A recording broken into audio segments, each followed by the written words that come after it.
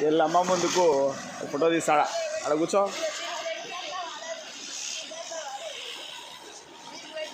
కూర్చో, ఆడ కూర్చో.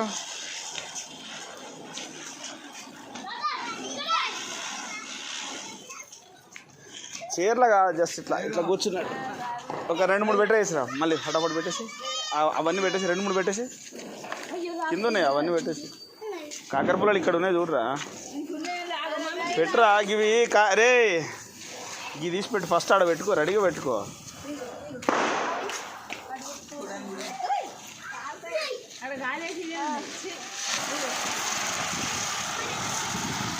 సరే నువ్వు కూడా పో, అటు పో, అయిపోయింది. అటు వెళ్ళు, ఒక ఫోటో తీసి.